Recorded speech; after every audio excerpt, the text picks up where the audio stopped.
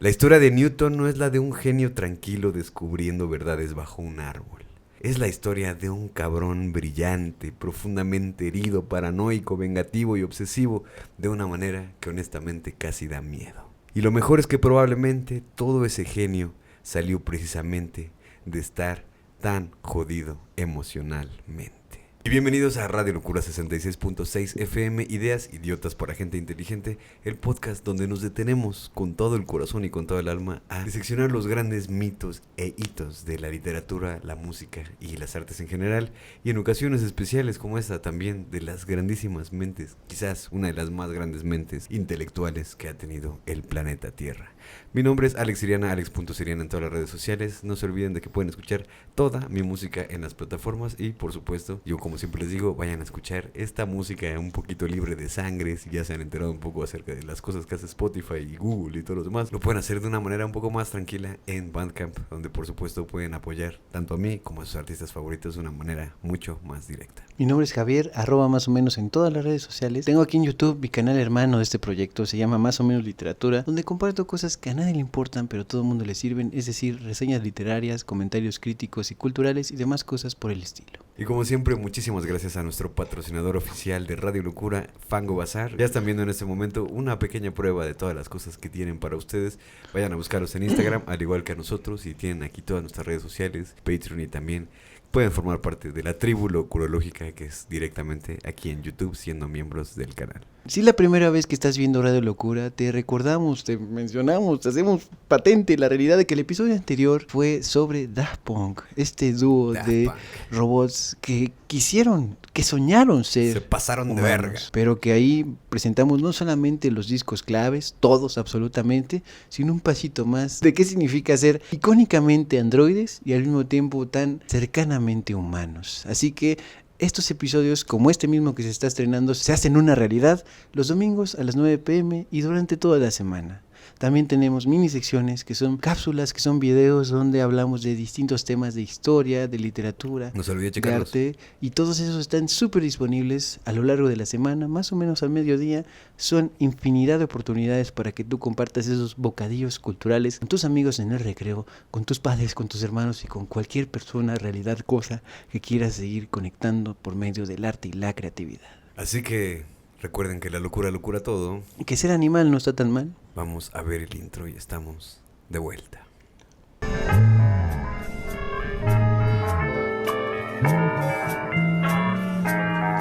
Radio Locura 76.6 en frecuencia moderada.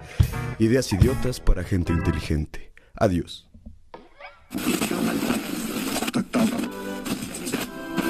Episodio 93.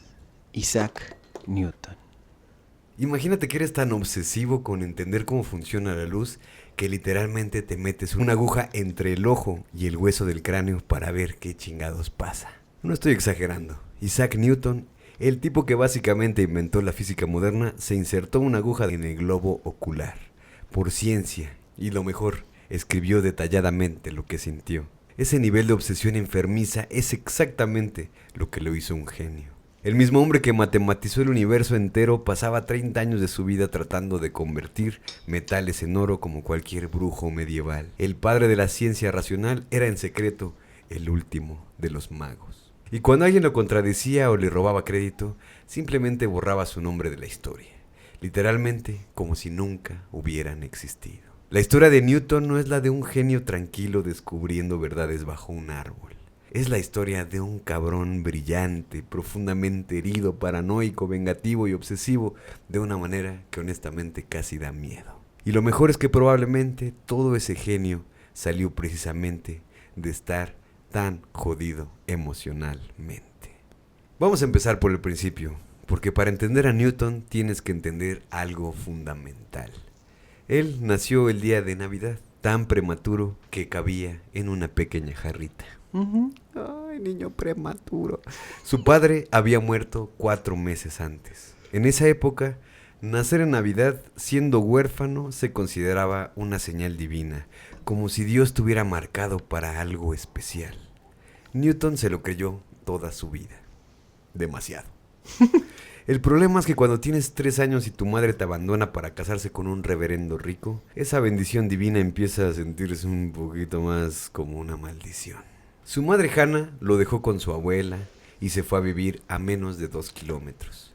Para un niño de 3 años, repito, eso es el fin del mundo. Newton creció viendo la casa donde vivía su madre sin poder estar con ella. Ese abandono destrozó mucho a este Chiqui Thunder.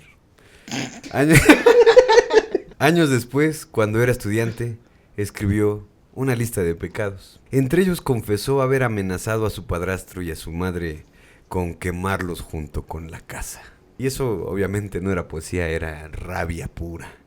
Ese niño abandonado se convirtió en un adolescente raro y solitario. Vaya, qué extraño.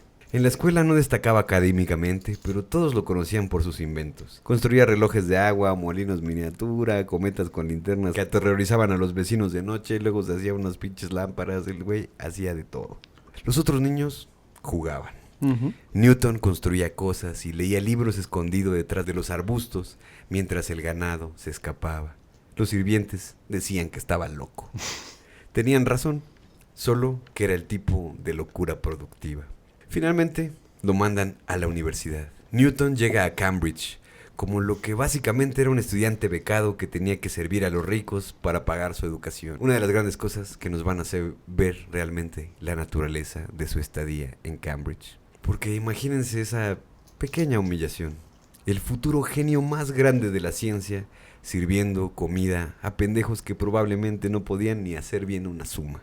Pero Newton tenía algo que ninguno de ellos tenía. Una capacidad de concentración casi sobrenatural. El plan de estudios era un puto chiste para este carnal. Para Newton, la escuela era solo un lugar donde te obligaban a leer a Aristóteles una y otra vez, filosofía que ya tenía casi 2000 años y estaba equivocada casi en todo. Pero Newton encontró una salida. Se convirtió en un autodidacta feroz. Mientras sus compañeros memorizaban textos antiguos, él leía a René Descartes, a Galileo, a Kepler. Y no solo los leía, los corregía el muy hijo de su chingada madre. Hay notas en los márgenes de los libros donde Newton, que ni siquiera se había graduado, está señalando errores en el trabajo de Descartes. La audacia era de un hijo de la chingada absolutamente impresionantemente egoísta. A la madre.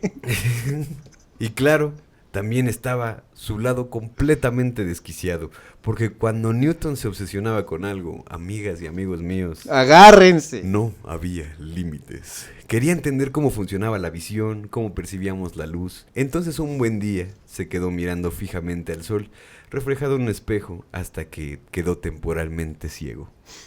Tuvo que encerrarse 3 días en un cuarto oscuro para poder recuperarse. ¿Aprendió la lección? Ustedes dirán, sí. Yo digo, para nada. Quería saber después si cambiar la forma del ojo alteraba lo que veíamos. Entonces tomó una aguja grande y se la insertó justo en medio de la pinche pantorrilla. ¿Qué? ¿Por? Justo en medio de sus ingles entre los... No, digo, entre... No se crean, era broma. Era broma. Se la insertó entre el globo ocular y el hueso, presionando para deformar su retina, como si le pusieras un pinche palo a un balón de fútbol o un balón de plástico. Horrible, como podrán imaginárselo. Se metió una aguja por la verga. Se metió una aguja en el ojo, mis brothers, mis sisters, por la ciencia. Y esto no es curiosidad, esto es una obsesión patológica. Y es importante entender esto porque toda la grandeza de Newton viene exactamente de ahí, de su incapacidad absoluta para dejar ir una puta pregunta. Entonces llega la peste bubónica y Cambridge cierra. Newton regresa a la granja con 23 años, y lo que pasa en los siguientes 18 meses es probablemente el periodo más productivo en la historia de cualquier mente humana. Ahí solo en esa granja sin maestros, sin biblioteca, sin nadie que le moleste, Newton inventa el cálculo. Esa cosa que te hizo sufrir en la escuela probablemente, la crea casi como quien inventa un nuevo idioma, y le permite hacer cosas que ningún matemático antes había podido, describir el cambio mismo, capturar el movimiento en ecuaciones, las curvas, pero no se detiene ahí. También, en uno de sus experimentos más famosos, descubre que la luz blanca no es realmente blanca, sino que está compuesta de todos los colores. Toma un prisma, separa la luz en un arco iris como quien toma agua, y luego en un segundo prisma la vuelve a combinar en luz blanca. Es el primer paso para entender la naturaleza de la luz misma, y también, después, está la manzana. Newton mismo contó la historia de este suceso como 4 veces diferentes a 4 personas distintas, y cada versión es ligeramente distinta, lo cual te dice que el cabrón estaba construyendo su propia mitología. Pero la esencia es real. Vio caer algo y se preguntó por qué caía hacia abajo. Y esto muchos dicen realmente solo estaba en su casa y la vio caer por la ventana, y este güey dijo, se va a ver bien cabrón si digo que yo estaba abajo, y me pegó en la cabeza. Puras pendejadas, no le crean nada.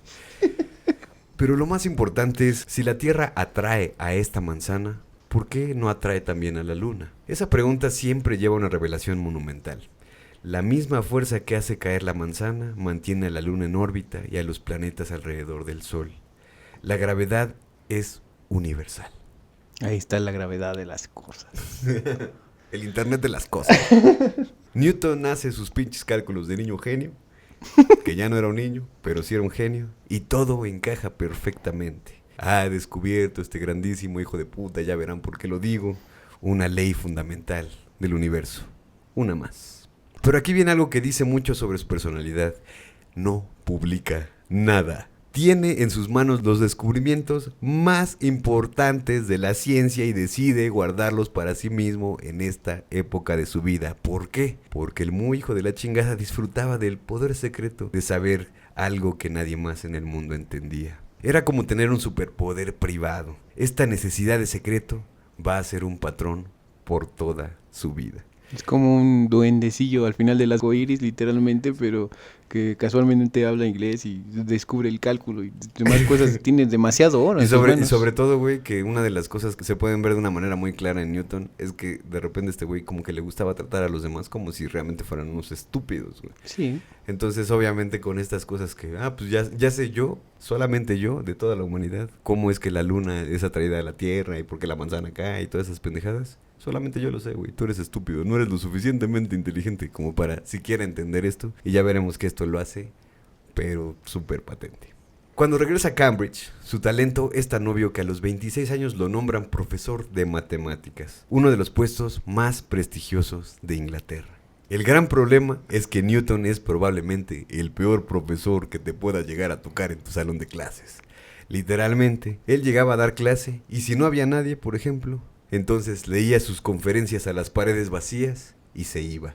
No le importaba una mierda todo esto.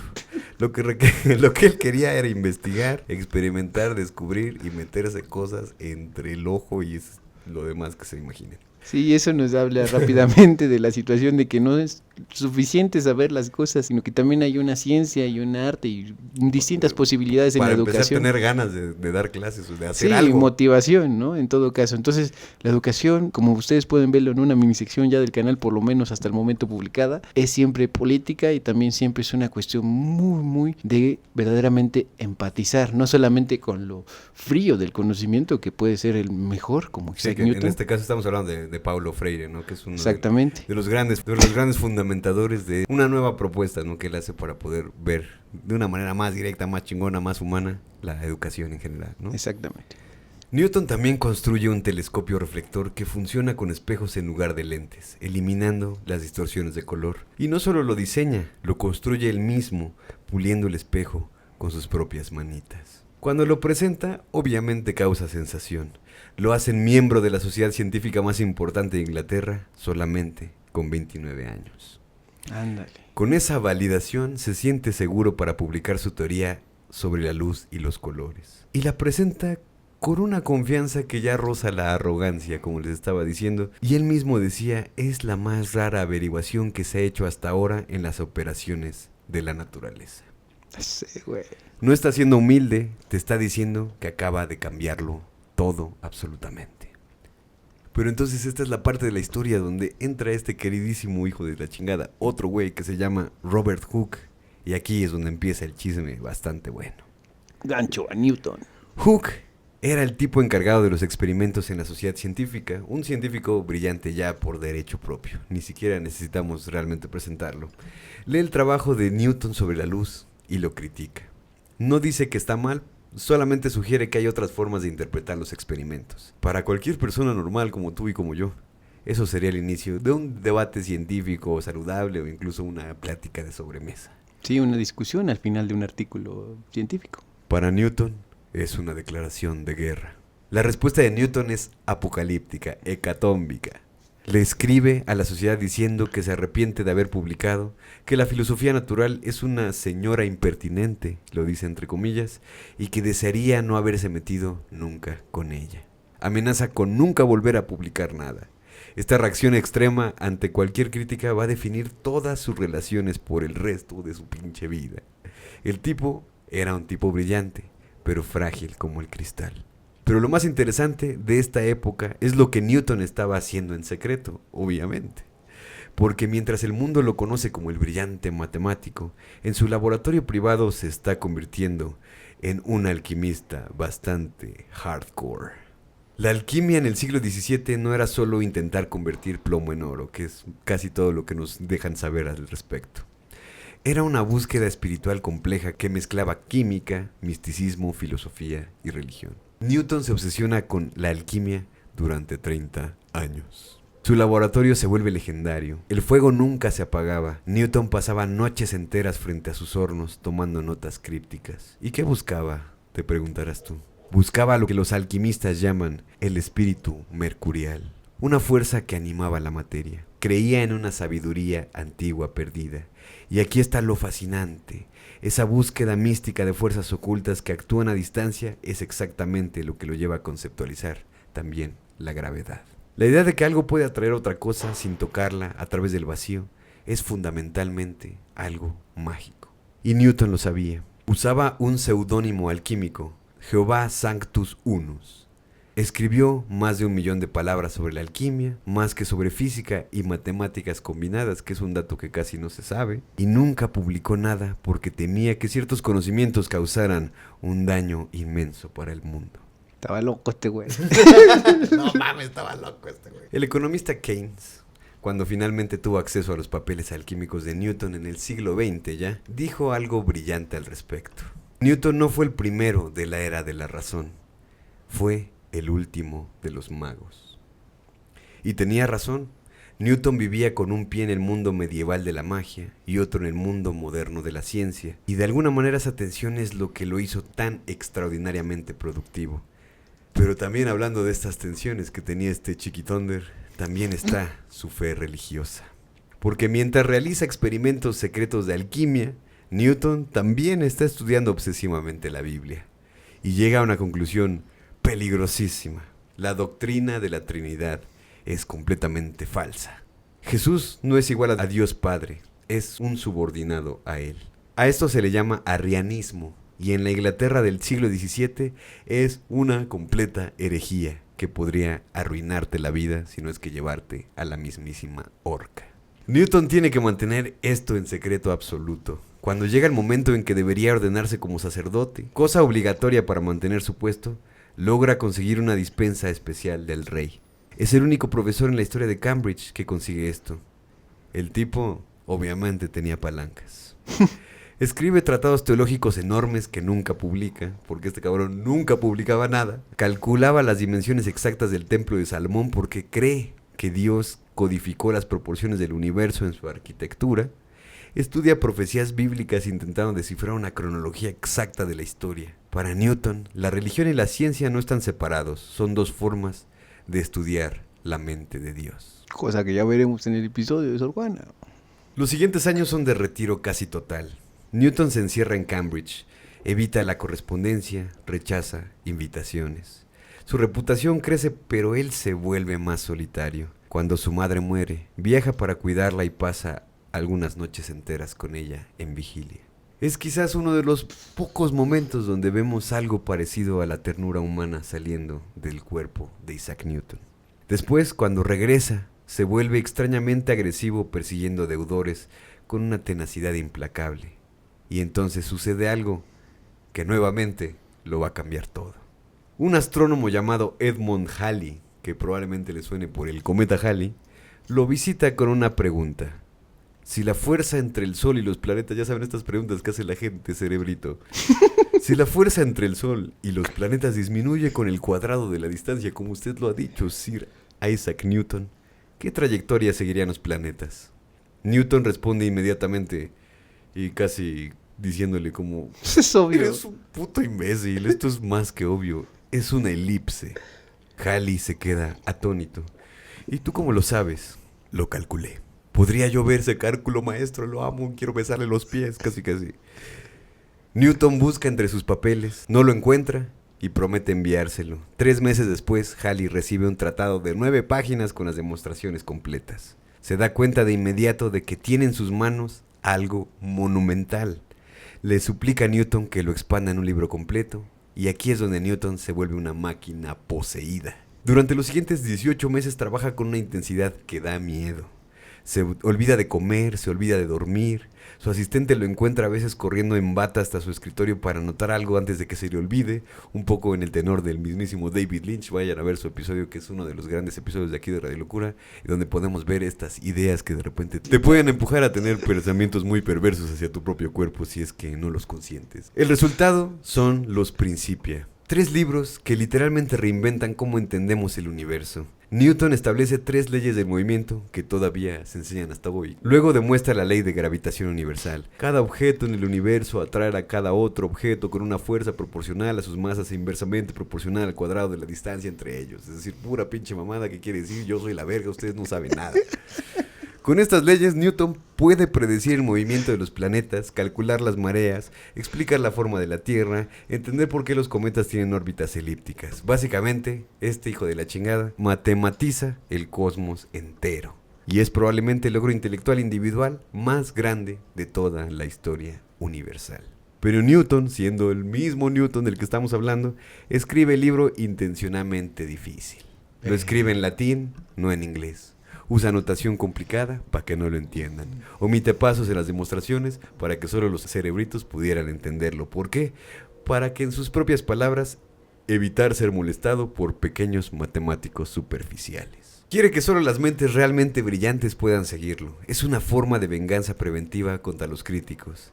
Qué grandísimo hijo de puta, ¿no? Y hablando de venganzas, el mismo Robert Hooke, con el que ya se había metido en un pedo, comete el error de reclamar crédito por la ley del cuadrado inverso. Le dice a Newton que esa idea fue suya primero. Técnicamente, Hooke tenía razón.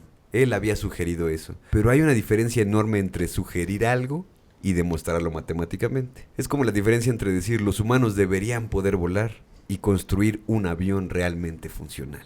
Newton se enfurece. Le escribe a Halley una carta devastadora donde describe a Hooke como alguien que no hace más que alegar y hacer suyas todas las cosas. Y entonces toma una decisión que muestra su verdadero carácter.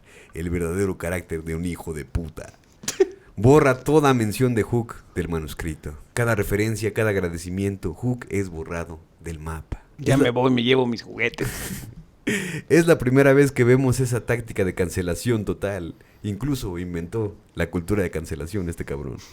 Pero no será la última. Los Principia se publican y es un éxito entre la gente que puede entenderlo, obviamente nada más, que son muy pocos. Pero su impacto es innegable. El poeta Alexander Pope escribe: la naturaleza y sus leyes yacían ocultas en la noche. Dios dijo, hágase Newton, y todo fue luz. Y todo esto puede sonar como que realmente era la vida de un hombre que estaba llegando a la cúspide de su propia intelectualidad y, cómo no, también de su emocionalidad, y también le iba muy bien en la cuestión del dinero, pero Newton no es feliz. La vida solitaria en Cambridge lo está desgastando. Quiere reconocimiento, quiere influencia más allá del mundo académico, y entonces sucede algo inesperado. El rey católico, en una cuestión de chismecito que la neta nos vale un poco de verga, intenta meter a un monje católico en la universidad protestante sin que tome el juramento requerido. Es un movimiento político obvio, ya saben, nepotismo, Boko Haram y todas estas cosas. La universidad se opone rotundamente y necesitan a alguien que pueda argumentar su caso ante un juez temido por su crueldad. Newton se ofrece de voluntario. Aquí estoy. Yo puedo juzgarlos a todos. Y aquí vemos una faceta nueva. Newton es un argumentador formidable. Presenta el caso con tal lógica que ganan sin ningún tipo de esfuerzo. Cuando el rey es depuesto, Newton es elegido miembro del Parlamento. Ahora está en Londres, en el centro del poder, y obviamente le encanta. Por primera vez en su vida se preocupa por su apariencia, por su imagen pública. Siempre preocúpense por su apariencia, báñense, o sea. Encarga 17 retratos diferentes. Claramente hay vanidad que hasta este momento había estado reprimida. En Londres conoce a un joven matemático llamado Nicolás Fatio. La amistad entre ellos se vuelve extraordinariamente y muy extrañamente cercana. Newton le escribe cartas con un afecto inusual, ofreciéndole dinero, preocupándose por su salud. Es probablemente la relación más cercana que Newton tiene en toda su vida, banderita gay. Los historiadores han especulado muchísimo sobre la naturaleza exacta, pero innegable de lo que significaba Nicolás Fatio en la vida de Newton. Y creo que nosotros ya con un poquito más de este gay radar, un poquito más de este radar gay un poquito ya más desarrollado en el siglo XXI, creo que podríamos conjeturar que tal vez fue su pareja sentimental. Pero entonces todo esto se desmorona. Newton sufre un colapso mental, escribe cartas completamente desequilibradas y paranoicas, le escribe al filósofo John Locke acusándolo de intentar reenredarlo con mujeres, banderita gay. Reporta insomnio de 5 noches seguidas. Sus amigos están, pero sí que aterrorizados. ¿Y qué fue lo que pasó? Y hay una teoría médica muy interesante. Newton había estado expuesto a mercurio por décadas en sus experimentos alquímicos. Análisis de su cabello en el siglo XX muestran niveles de mercurio 40 veces superiores a lo normal. Y la intoxicación por mercurio, para aquellos que no lo sepan, causa exactamente esos síntomas. Insomnio, paranoia, cambios de humor violentos, nada que ver con lo de banderita gay. La crisis pasa después de unos meses. Newton se recupera, o al menos eso parece. Pues sí encontró el fuego mercurial, a fin de cuentas. Pero en su propia mente. ¡Demente! En este periodo también comienza su conflicto más brutal con John Flamsteed. Un güey que ustedes dirán, a mí qué chingada madre me importa este güey. Lo importante es saber que era el astrónomo real. Newton necesitaba los datos de observación de Flamsteed para perfeccionar su teoría del movimiento lunar. Ya saben, un jueves cualquiera para Newton. Pero trata a Flamsteed como un simple técnico, exigiéndole los datos puros sin mayor comentario. Dame la información y cállate. Flamsteed, que es un científico respetable por derecho propio, obviamente se resiente. Describe a Newton como colérico, artificioso, adusto, arrogante y un chingo de cosas que parecen español antiguo. Y tiene razón también. La relación se deteriora tanto que en una reunión Newton pierde los estribos y llama a Flamsteed Puppy. Básicamente algo que yo podría decirles que en español es como un cachorro estúpido. Es un momento revelador. El gran Newton, el genio frío y racional, resulta ser completamente capaz de rabietas infantiles cuando no se sale con la suya. Absolutamente. Pero todo cambia cuando Newton acepta un puesto en la Casa de la Moneda. Es nominalmente un trabajo fácil y bien pagado, pero Newton decide tomárselo en serio. Extraordinariamente, yo diría que de exageradamente en serio. Inglaterra está en crisis monetaria. Hace falta pasta, tío. Los falsificadores están destruyendo la economía. Newton asume el trabajo de reformar completamente el sistema, pero lo más fascinante es cómo va tras los falsificadores. Newton se convierte en un detective. Visita tabernas en los barrios bajos que seguramente nunca en su vida había pisado, interrogaba a criminales en prisiones, ofrece inmunidad a los informantes. Where is the money? Where's my fucking bitch? Better have my money. Usa toda su inteligencia brillante para crear casos legales contra falsificadores y es implacable. Varios terminan ejecutados. William Shalloner, por ejemplo, uno de los falsificadores más famosos, intenta engañar a Newton con elaboradas historias. Newton simplemente construye un caso inatacable y lo envía directamente a su propia muerte. A Azkaban. Al Azkaban eterno. Es inquietante ver al mismo cerebro que descifró las leyes del universo siendo usado para enviar gente a la horca. Pero para Newton no hay contradicción. El orden es el orden y te callas, pendejo. Ya sea el orden del cosmos o el orden de la sociedad. Ambos deben ser protegidos con absoluta determinación. Y entonces, después de la muerte de Robert Hooke, uno de sus más grandes amigos, si han puesto atención, llega el momento definitivo. Este Chiquitonder es elegido presidente de la sociedad científica más importante de Inglaterra, y aquí es donde todo lo que hemos visto hasta ahora, toda esa necesidad de control, toda esa obsesión por el orden, toda esa incapacidad siquiera de compartir el poder, se cristaliza en algo monumental. Porque Newton no gobierna en esta institución, la domina, la transforma, la convierte en su instrumento personal de poder absoluto. Las reuniones que antes eran caóticas se vuelven solemnes y estrictas bajo su presidencia. Prohíbe susurros, prohíbe risas, es todo un Donald Trump, un Netanyahu. Cualquier desorden es aplastado inmediatamente. Newton está construyendo una nueva visión de la ciencia, objetiva, impersonal, rigurosa, casi religiosa en toda su seriedad. Y él es el sumo sacerdote. Newton va a ser presidente de esta sociedad durante 24 años, hasta su muerte. Nadie se va a atrever a desafiarlo jamás. Nadie puede. Ha acumulado tanto poder, tanto prestigio, tanta autoridad intelectual que es básicamente intocable. Se convierte en el dictador perpetuo de la ciencia británica.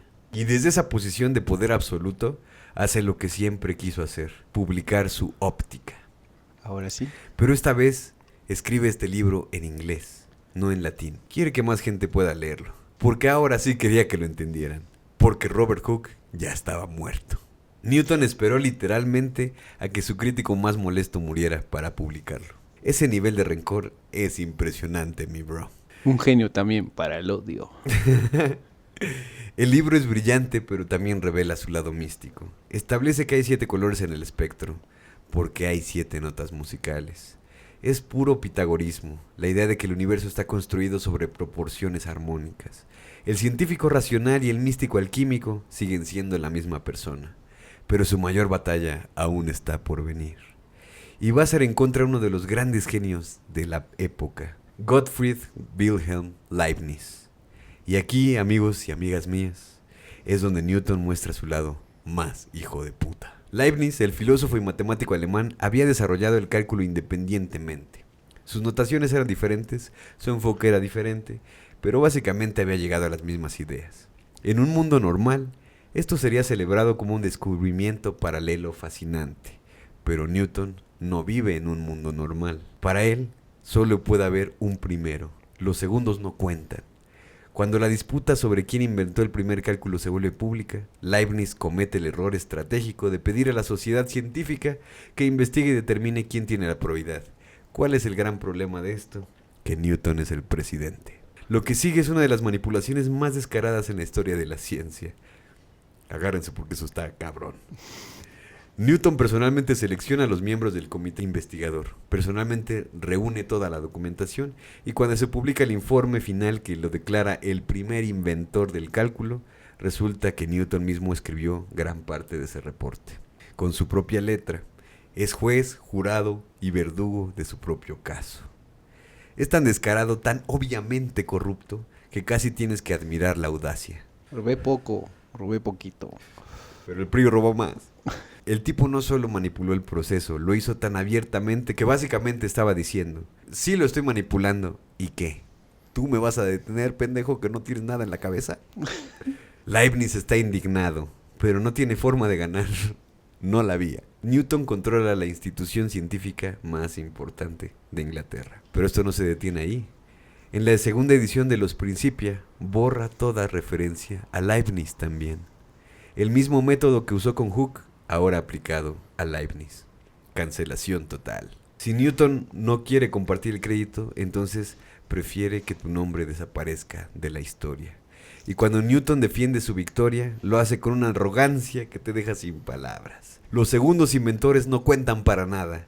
Ni siquiera pretende ser diplomático este cabrón. Es puro poder, puro ego. Puro lo hago porque puedo y por mis huevos. La disputa se vuelve tan amarga que divide a la comunidad científica europea. Los británicos apoyan a Newton, los continentales a Leibniz. El conflicto retrasa el progreso de las matemáticas por décadas porque ambos bandos se niegan a usar las notaciones del otro. Es una tragedia causada por el ego de dos genios. Pero seamos honestos, principalmente por el ego ¿de quién? De Isaac Newton. Como en toda historia feliz para Newton, Leibniz también muere en 1716, amargado y en una gran medida olvidado. Newton vive para ver su victoria total. Es casi un villano este cabrón ya. Y no muestra ni un ápice de remordimiento. Casi le fue a escupir a su tumba, ¿no es cierto? Era broma. Para él, defender su prioridad era tan importante como los descubrimientos mismos. Y quizás un poquito más. Desde su posición como presidente perpetuo, Newton realmente creía que estaba sirviendo a algo más grande.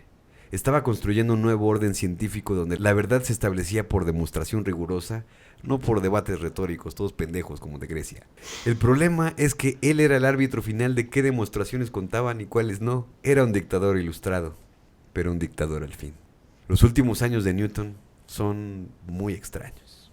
Sigue siendo el presidente perpetuo, el dictador científico benevolente, pero su interés en la ciencia natural prácticamente desaparece. Ya no hace matemáticas y ya no hace experimentos. Toda su energía se vuelca en la teología y la cronología bíblica.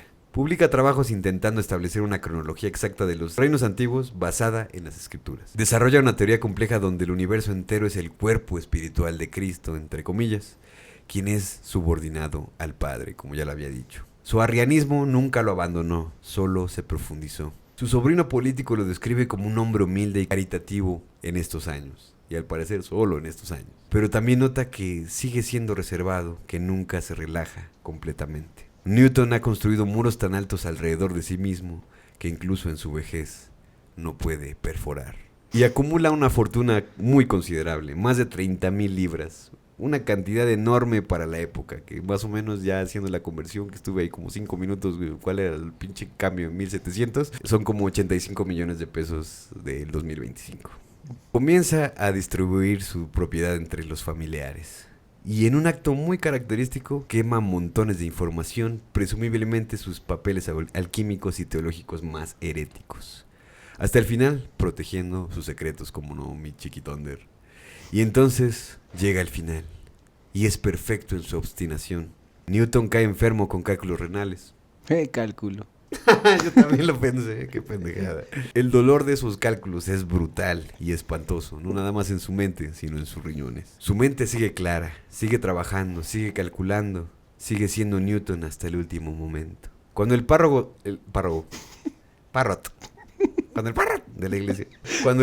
de la iglesia local viene a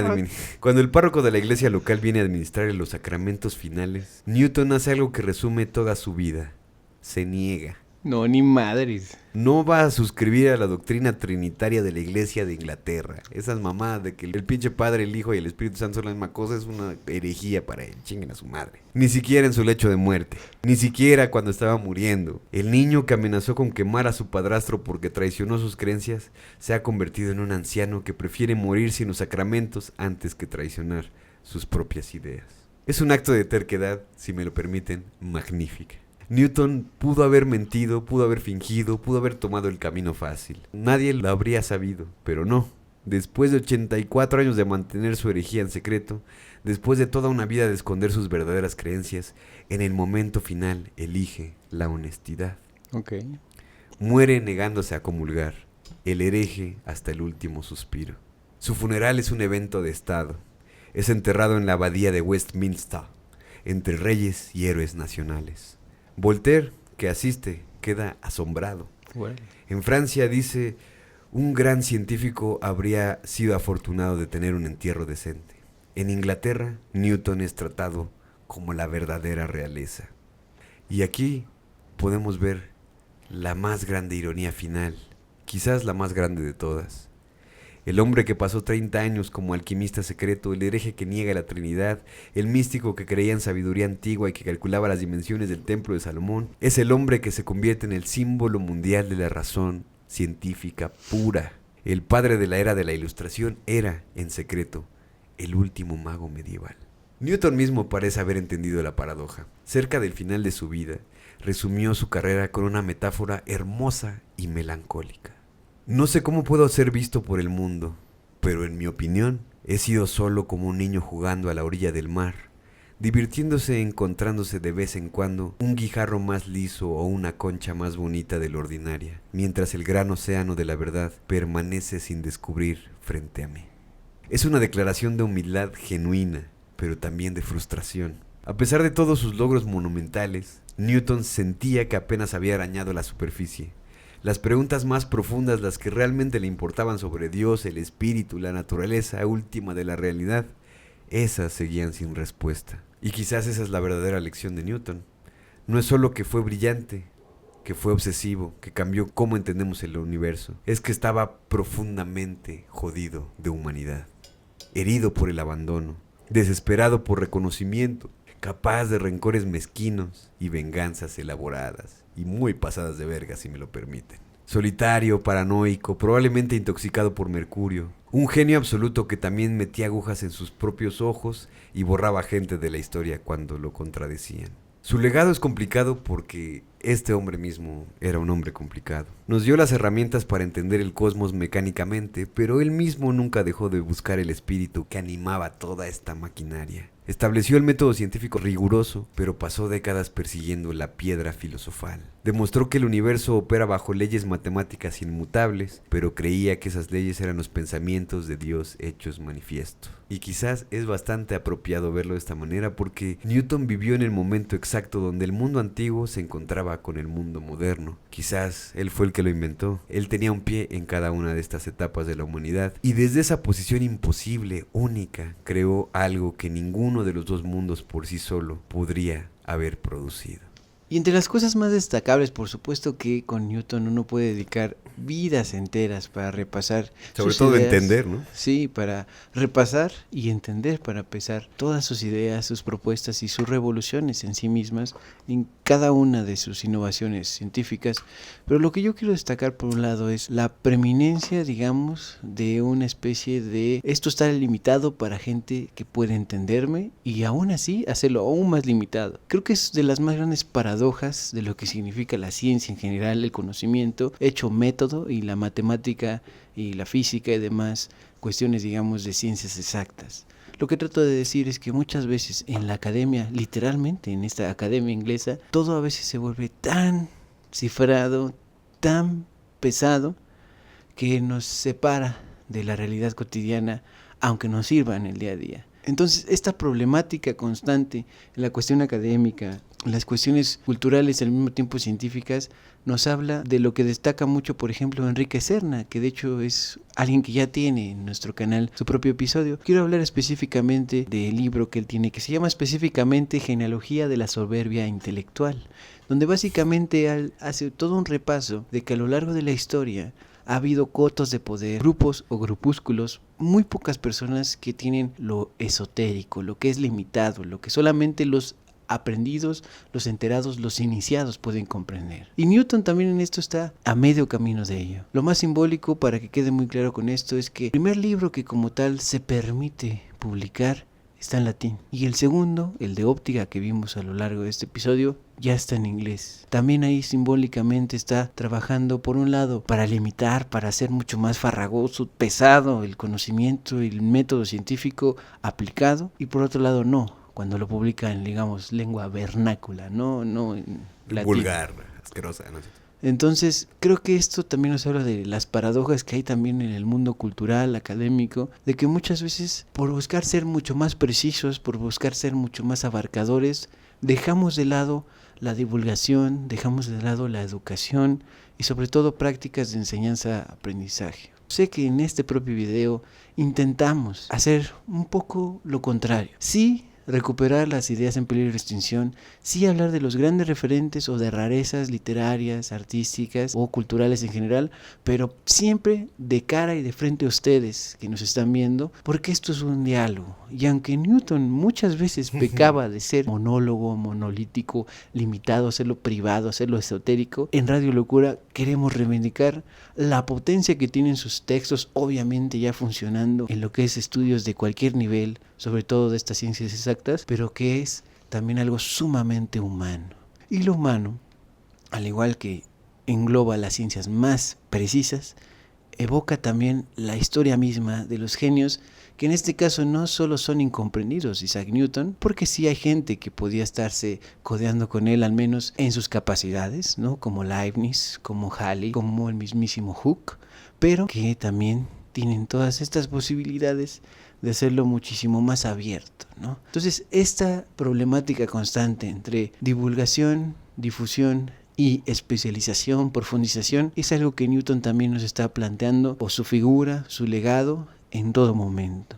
Ese es un aspecto que quiero destacar siempre por esta cuestión cercana que yo tengo. Si ustedes han visto los episodios de este canal y en general las, digamos, motivaciones que más nos llevan a lo educativo y sobre todo a lo compartido, al diálogo. Y esto incluye incluso a grandes referentes como Newton. Hay que cuestionarlos también, aunque en vida costaba demasiado hacerlo. Por otro lado, quiero destacar esas grandes frases que él tiene, como lo de colocarse en hombros de gigantes para ver más allá en todos esos avances, investigaciones, experimentaciones que hacía, que también está por ahí ligado a un enjuiciamiento, a una mofa que hacía de Hooke, también porque él sufría de ciertas condiciones motrices. Entonces se está burlando de hablar de gigantes y de perfectas composiciones corporales de frente a su enemigo en ese momento, que tenía una corporalidad diferente, ¿no? Entonces también en esas cuestiones sutiles de cómo se burlaba, de incluso como comentabas, le decía Poppy al encargado real de las cuestiones telescópicas.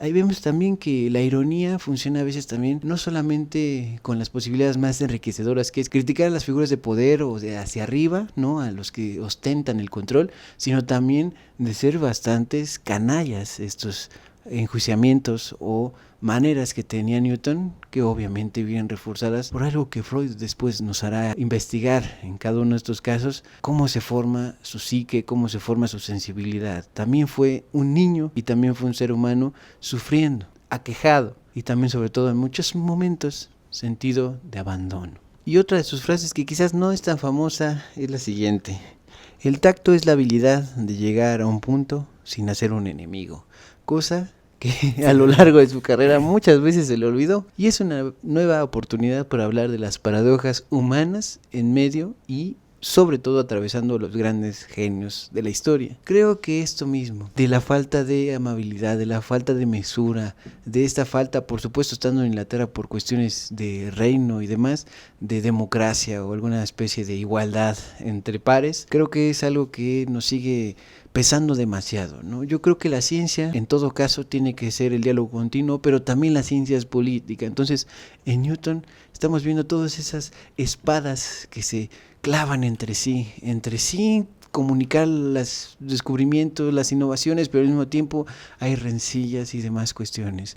En todo esto parece que tenemos a un genio, pero que también tenemos todo un contexto que nos recuerda una vez más, sí, la ciencia es política, sí, la educación es política, y también esta realidad de Isaac Newton también es una historia, es también un cuento maravilloso, porque él era extraordinario, pero también un cuento porque él, al final del día, a pesar de todo su genio, seguía contándose a sí mismo algo que lo limitaba en este aspecto súper de convivencia, de cuestiones sociales, de cuestiones de grupos y de cuestiones de sectas incluso, que él estableció a lo largo de su vida, y que aunque algunas personas vieron un poco de ternura en él, un poco más de darse esa careta y ser vulnerable, a lo largo de su vida se parece muchísimo más a un rey de Inglaterra, con lo que significa la corona inglesa, que es una excelente broma, pero a veces lo ven unos como un abuso total. Por otro lado, que sigue siendo un niño que llora, un niño abandonado, que se creyó, sí, que nacía como un nuevo Cristo, una nueva innovación por nacer en Navidad, pero que también era una triste realidad la suya, de que no sabía contactar su lado humano, no solo con él, obviamente, sino con las demás personas. Y creo que todas las personas que han visto el episodio hasta este punto se pueden dar cuenta de algo que es innegable de la vida de Isaac Newton, que a final de cuentas es una persona que tenía estos errores muy muy cabrones en la cuestión social, pero todo estaba también de alguna manera castrado o cimentado en la noción de que pues este güey era demasiado, muchísimo más inteligente que todas las demás personas, y es algo que de alguna manera es innegable con él, pero sí hay que checarse esos egos, mis brothers, porque yo sé que algunos dirán yo soy lo mejor en esto. Isaac Newton lo pensaba, tal vez lo era, de hecho es considerada una de las grandes, si no es que la mente más grande científica dentro de todos los tiempos, porque realmente desarrolló todas estas cosas que hemos hablado del cálculo, la óptica, hizo física, hizo alquimia, hacía estudios teológicos, o sea, realmente estaba hecho un pinche rayo este güey haciendo todas sus investigaciones. Chiquitonder. Era un chiquitonder de primera. Pero lo más rescatable de todo esto que ya les estamos presentando como este guión, que es este episodio, es algo que a mí me aqueja profundamente como persona que desarrolló todo este pedo, porque la verdad es que, siendo muy honestos, siempre intentamos humanizar a los personajes, ¿no?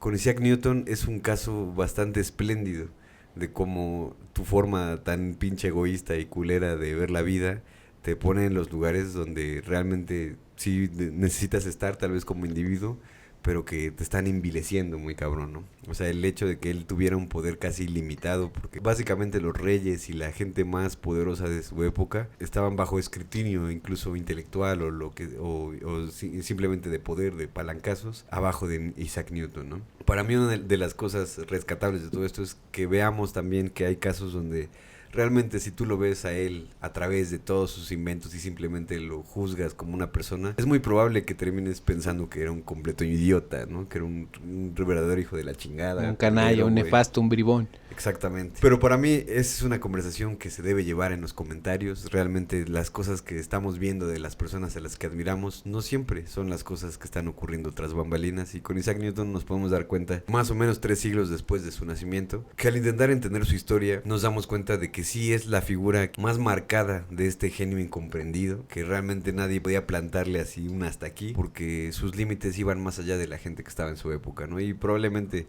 es algo que podríamos preguntarnos a este momento, si él estuviera en 2025, en qué estaría pensando, qué estaría desarrollando, qué estaría haciendo, ¿no? Pero a él le toca vivir estas 2 etapas, digamos, de la humanidad, donde ya estamos saliendo de nada más andar con taparrabos, no, bueno, no era tan así, pero ya estábamos en la Edad Media, pero ya estábamos intentando acceder a una nueva modernidad. Y él, de hecho, como se los dije, siento que la inventa. Él inventa esta modernidad porque nos da las llaves para poder entender el universo, al menos en las cosas muchísimo más fundamentales, que son de hecho las más importantes en la ciencia. Entonces, entendamos a Isaac Newton como esta figura que es básicamente eso, una gran figura, ¿no? Después veamos al científico que tiene los alcances intelectuales quizás más potentes que puedan haber en la faz de la Tierra, y también veamos a este joven viejo y también niño, de repente, que eran unos idiotas los tres con la demás gente, lo estoy diciendo en el sentido social, ¿no? Porque él en realidad pues era un genio, eso es indebatible, pero chequemos un poco eso también de cómo estamos poniendo a las figuras que nos parecen importantes en una conversación sin contexto, donde de repente decimos, no, pues es que es el mayor genio, pero también sabemos el más grande idiota.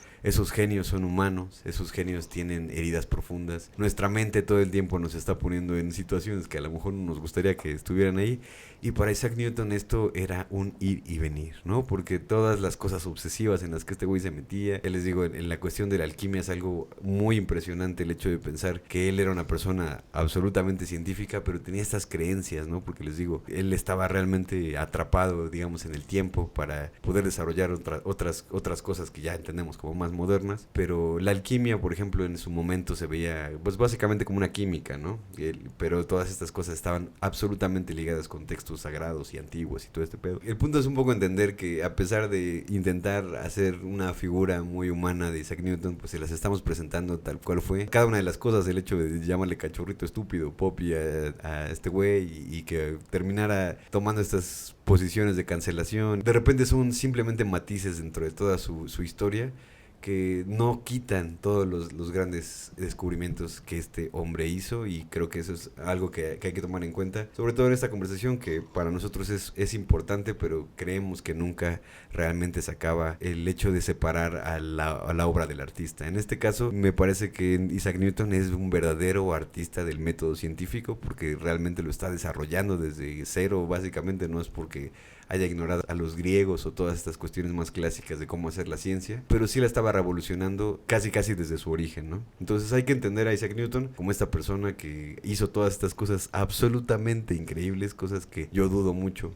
de que yo pueda llegar a lograr, y esperaría que alguno de ustedes allá en el mundo pueda superar todos estos grandes desafíos intelectuales, pero Isaac Newton en ese sentido lo hizo, lo demostró, y es parte de lo que lo hace grande dentro de la historia. Es un humano a final de cuentas, y eso creo que debe quedar muy patente, porque de esa manera también podemos entender muchísimo mejor las formas en las que la humanidad, a veces, para poder darnos grandes frutos dentro de las cuestiones intelectuales o incluso también espirituales, que es mucho de lo que vemos aquí en el programa, a veces viene también de mentes absolutamente atormentadas. En todo caso, también quiero decir un datazo, que es la medida que se llama Newton, está nombrada obviamente a honor suyo, ¿no? Para honrarlo. Es una acción, el Newton es una acción. Me explico rápidamente. El Newton es la medida de una fuerza mínima y exacta. la que basta para empujar un cuerpo de 1 kilogramo y hacerlo acelerar 1 metro por segundo, cada segundo, como si el tiempo estuviera obedeciendo una orden suave pero firme. En el fondo, el nombramiento de esta unidad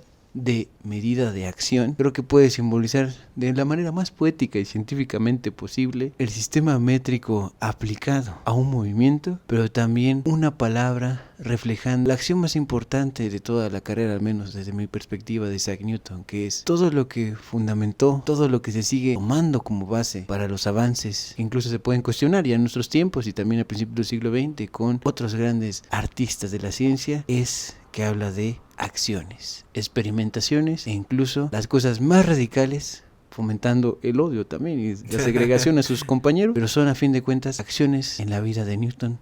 Por eso la unidad de medida que nos recuerda en cada oportunidad que se tiene es un Newton. Y eso nos da pauta de hablar que obviamente dejamos muchas cosas de lado, como los fluidos no newtonianos y todas las cosas que él hizo, digamos, de una manera un poco más secundaria, por las cuales no es tan conocido. Pero también hay que entender que simplemente con nada más, uno de sus grandes descubrimientos, él ya estaba cambiando toda la historia de la Tierra, ¿no? Entonces, les invitamos también a que dejen aquí abajo las cosas que a ustedes les parecerían importantes que hubiéramos dicho, y si no, para que nosotros también estemos un poco más enterados, ¿no?, de todas las cosas que a ustedes les interesan acerca de estos grandes personajes. En este caso de Newton, ¿qué fue aquello que no mencionamos? Que con él yo creo que es una de las grandes mentes que se nos va a quedar, por más que hiciéramos un capítulo de 4000 horas, muchas cosas en el tintero, ¿no? Entonces, vayamos también con este sentido de la comunidad, los esperamos en los comentarios, y por favor, dejen también sus impresiones generales de cómo lo vean a él como una persona, como un científico. Realmente nos gustaría escuchar mucho, después de haber escuchado todas estas perspectivas que estamos hablando de un personaje un poco más humano, qué es lo que cambia dentro de ustedes también al conocer a un hombre del cual conocemos incluso más un hombre que su propia historia. Pero también esto es una gran invitación para que cuando pensemos en Isaac Newton, no pensemos solo en las leyes del movimiento o de la gravedad. Pensemos en el niño abandonado construyendo molinos para escapar de su dolor. Pensemos en el joven metiéndose una aguja en el ojo porque necesitaba entender algo, la luz. Piensa en ese alquimista pasando noches frente al horno buscando espíritus mercuriales. Piensa en el hereje que prefirió morir sin sacramentos antes que mentir sobre lo que creía. Piensa en el dictador científico borrando nombres de la historia con la misma precisión con que resolvía ecuaciones. Pensemos también en el anciano quemando sus secretos antes de morir. Porque esa es la verdad. Newton no fue un cerebro flotante que descubrió verdades abstractas. Fue un humano extraordinariamente complicado cuyas heridas, obsesiones, manías y contradicciones lo hicieron capaz de ver más lejos que nadie antes que él. Y eso, mis brothers y mis sisters, es un facto. Como él mismo lo dijo, si he visto más lejos, es porque estoy parado sobre los hombros de gigantes. Pero también porque no podía, literalmente no podía dejar de mirar. Esa obsesión casi patológica, esa incapacidad de soltar una pregunta, esa necesidad de entender qué lo hacía meterse agujas en el ojo y pasar 30 años en un laboratorio alquímico y escribir millones de palabras sobre profecías bíblicas, es la esencia de Newton. Y es esa obsesión, más que el genio puro, lo que cambió el mundo. El océano de la verdad, hasta el día de hoy, sigue enfrente de nosotros, sin descubrir en su mayor parte. Pero gracias a ese niño solitario en la orilla, que también después resultó ser un hijo de perra, ahora tenemos un mapa de la costa. Y eso, considerando que empezó siendo tan pequeño que solamente cabía en una jarrita, siendo huérfano, siendo abandonado, siendo ese niño raro que los sirvientes creían loquito, siendo quizás la más grande figura del genio incomprendido, es bastante extraordinario.